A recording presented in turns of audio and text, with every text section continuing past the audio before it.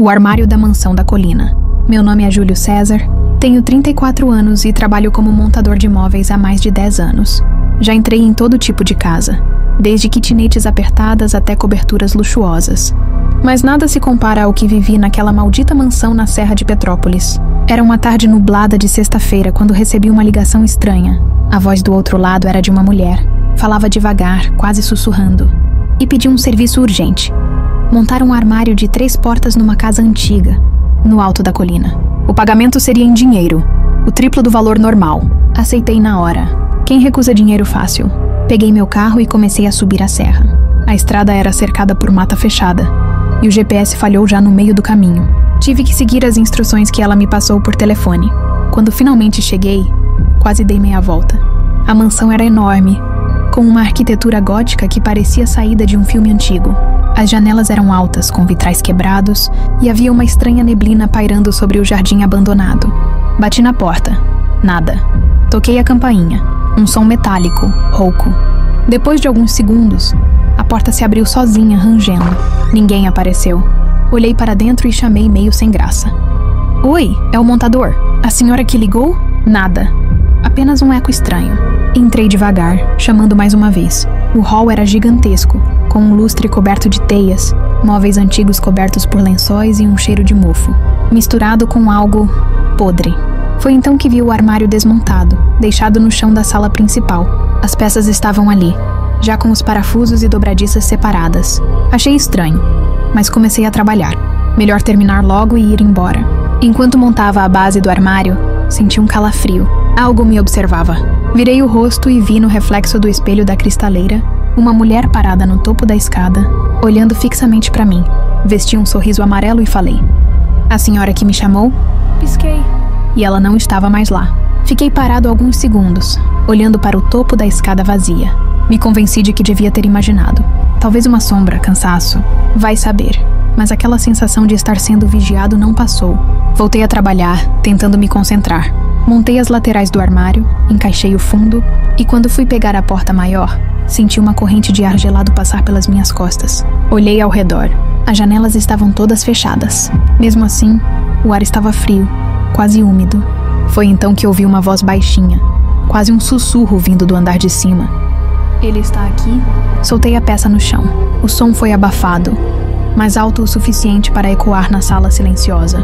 Peguei meu celular e tentei ligar para alguém. Qualquer um, mas sem sinal. Tentei rir de mim mesmo, dizendo que aquilo era só sugestão da casa velha, que meu cérebro estava pregando peças.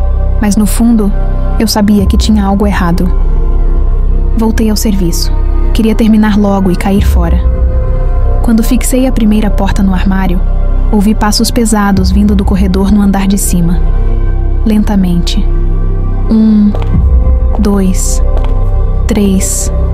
Como se alguém estivesse caminhando com botas antigas de couro sobre madeira. Fiquei parado, prendendo a respiração. Os passos cessaram bem acima de mim. "Senhora?" Perguntei alto. "A senhora tá aí?" Nada. Silêncio. Do nada, uma das outras portas do armário caiu sozinha, batendo no chão com um estrondo. Me afastei assustado, e foi nesse momento que vi algo que me fez gelar até os ossos. Dentro do armário, que ainda nem estava completamente montado, havia uma marca escura, como de mãos arranhando o fundo de madeira, vindas de dentro para fora. 4 dedos longos, como se alguém tivesse tentado sair dali. Me aproximei devagar. Passei a mão por cima. Era real. A madeira estava mesmo arranhada, e havia manchas que pareciam sangue seco. Foi aí que percebi. Esse armário não era novo. Fiquei ali, ajoelhado em frente ao armário, encarando aquelas marcas por alguns segundos. Não sei explicar. Havia algo naquela madeira que parecia carregado. Como se guardasse uma lembrança ruim. Um peso.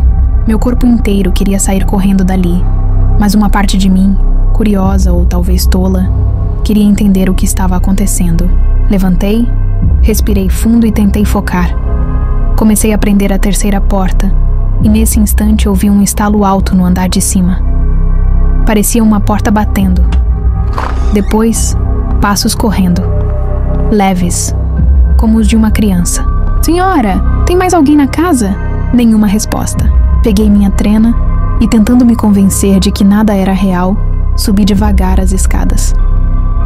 Cada degrau rangia como se estivesse protestando contra minha presença. O corredor do andar de cima estava mal iluminado e as portas dos quartos, todas entreabertas. Entrei no primeiro cômodo. Um quarto antigo, com um berço. Poeira por toda parte. No chão, uma boneca de porcelana caída com o rosto trincado e um dos olhos faltando. Quando me aproximei, ouvi um sussurro atrás de mim. Você não devia ter vindo. Virei num pulo. Ninguém. Corri de volta para o andar de baixo. E foi aí que me dei conta. O armário estava fechado.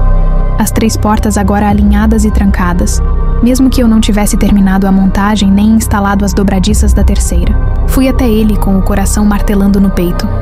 Toquei na porta e ouvi um arranhado. Do lado de dentro. Não era vento, não era bicho. Era como se unhas raspassem com força por dentro da madeira. E então, um baque. Tum! Como se algo batesse por dentro tentando sair. Meu Deus! Sussurrei. Dei um passo para trás e, sem pensar, fui até minha caixa de ferramentas. Ia desmontar aquilo imediatamente. Mas quando virei, o armário estava aberto de novo. E dentro dele, agora, não havia apenas sombras. Havia um rosto, pálido, com olhos vazios e sem brilho, me encarando por entre as portas. E então, lentamente, sorriu. Aquela coisa me olhava de dentro do armário. O rosto era humano, mas distorcido. A pele era pálida como cera, os olhos vazios como se tivessem sido sugados para dentro do crânio, e aquele sorriso, largo demais, como se a boca tivesse sido rasgada até as bochechas. Fiquei paralisado. Meus músculos não obedeciam. Tudo em mim gritava para correr, mas meu corpo parecia travado. O ar ficou mais pesado, e então senti algo se mover atrás de mim. Virei em pânico. Nada. Quando olhei de novo para o armário, ele estava vazio. As portas escancaradas. O interior agora completamente limpo. Nenhuma marca, nenhuma sombra. Comecei a juntar minhas ferramentas o mais rápido que pude. Larguei até algumas peças para trás. Eu só queria sair dali. Foi quando a porta da frente bateu com força. Corri até ela. Trancada. Girei a maçaneta, puxei, empurrei, nada. Estava presa como se tivesse sido selada. Comecei a ouvir vozes, sussurros em todos os cantos da casa. Alguns choravam, outros riam. Um deles, bem perto do meu ouvido, dizia: "Ele não devia ter aberto, agora ela está acordada." Comecei a bater na porta, gritando por socorro. Minha respiração estava descontrolada. Senti algo tocar meu ombro. Virei no reflexo.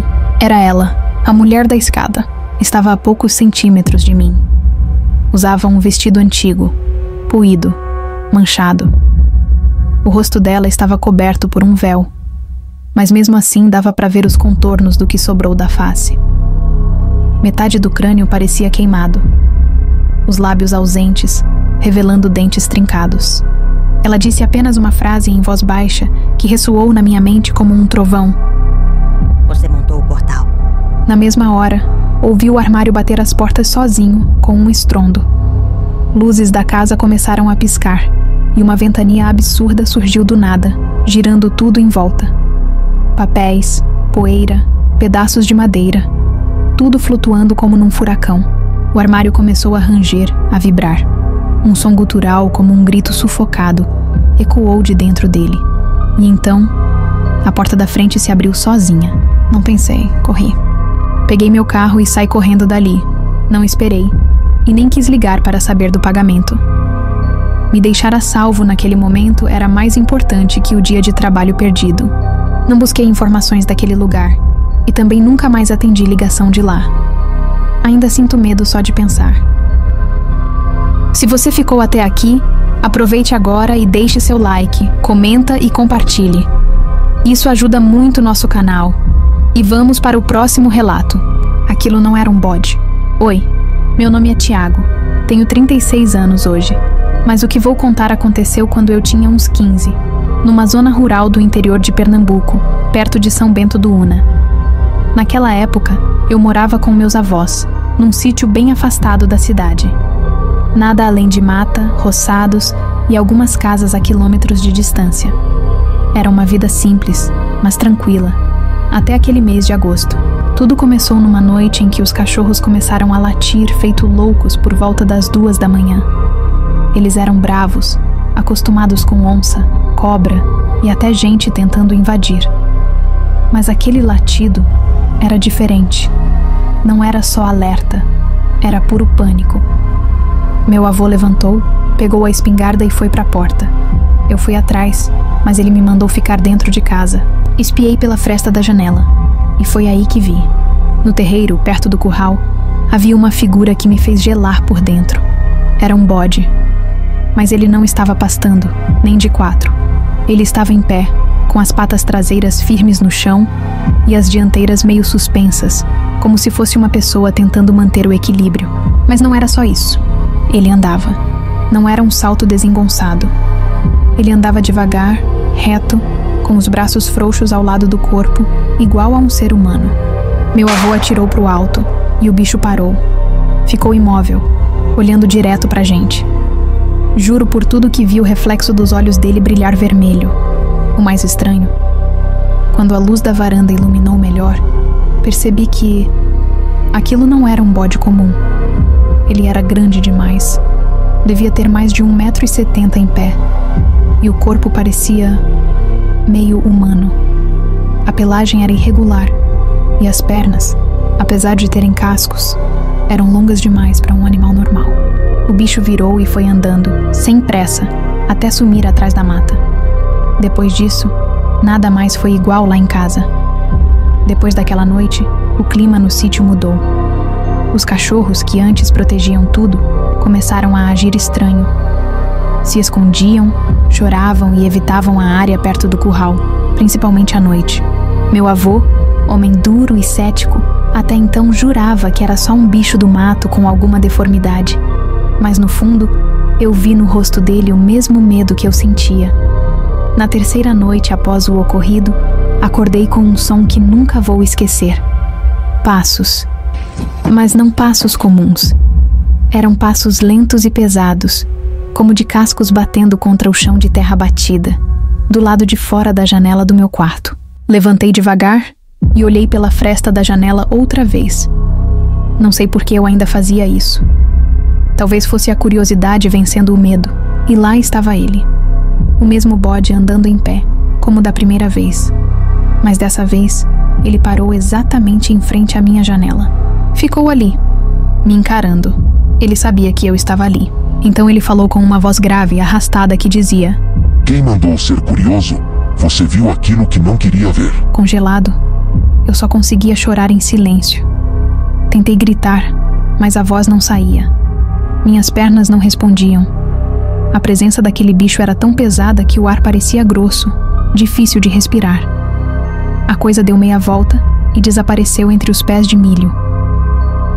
No outro dia, contei tudo para minha avó. Ela empalideceu, só disse: "Isso não é bicho, isso é encosto antigo. Pode ser coisa de promessa quebrada ou terra maldita." E foi então que descobri que o sítio onde morávamos já tinha fama de assombrado muito antes da gente nascer. Diziam que ali, nos tempos antigos, um homem tinha feito um pacto e pagado com a alma. Meu avô não quis saber de mais nada, por medo que aquilo fosse atrás de mim. Em menos de uma semana, vendeu o sítio por uma mixaria e fomos embora dali. Mas eu nunca esqueci. Nunca mais vi o bode. Mas sempre que vou deitar, quando fecho meus olhos, a imagem dele vem para me assombrar. Eu ainda sinto o cheiro forte dele, um misto de pelo molhado, enxofre e sangue. Vamos para o último relato do dia. Meu apartamento assombrado. Oi, meu nome é Olga. Na época, eu estudava em uma faculdade muito distante da casa dos meus pais, e os longos trajetos noturnos começaram a me desgastar. Foi por isso que decidi alugar um pequeno apartamento mais próximo da faculdade e do meu trabalho. Algo simples. mas suficiente para mim. O lugar tinha só uma sala, uma cozinha, um banheiro e um quarto. Nada demais, mas era meu cantinho, e isso me deixava feliz. Nos primeiros dias, tudo correu bem. Eu estava animada, comprando móveis, decorando aos poucos. Não percebi nada estranho.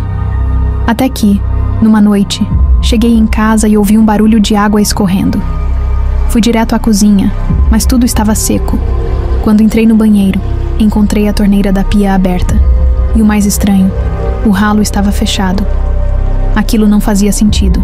Se eu tivesse deixado a torneira aberta desde de manhã, o apartamento estaria alagado. Olhei tudo em volta, procurando sinais de que alguém pudesse ter entrado ali, mas não havia nada fora do lugar. Ao menos, nada visível. A partir daquele dia, comecei a notar pequenas coisas estranhas. Objetos trocavam de lugar. Meus doces desapareciam sem explicação. Eu quis acreditar que era apenas cansaço, lapsos de memória. Mas no fundo, algo me incomodava. Foi numa madrugada silenciosa que tudo mudou. Enquanto dormia, senti um leve puxão no cobertor. Acordei, olhei ao redor, mas o quarto estava escuro e aparentemente vazio. Tentei ignorar e voltei a deitar. Minutos depois, outro puxão, mais forte. Sentei na cama com o coração acelerado. E foi então que o vi. Aos meus pés, parado, estava um menino. Sua pele era muito pálida, vestia roupas antigas e desgastadas, e seus cabelos pretos lisos caíam sobre o rosto. Mas o que mais me assustou foram os olhos, completamente negros, como poços sem fundo. Era como se eu pudesse cair dentro deles e nunca mais sair. Ele me encarou por alguns segundos e com uma voz suave, quase infantil, perguntou: Tia, tem doce? Naquele momento não senti medo. Havia algo doce e inocente em sua fala. Mas logo a razão tomou conta de mim. Como aquele menino entrou ali?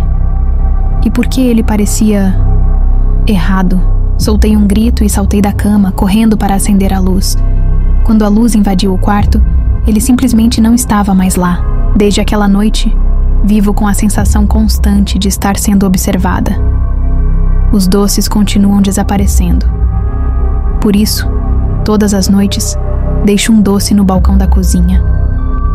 Não sei se é o certo a fazer, mas desde então, ele nunca mais puxou minhas cobertas.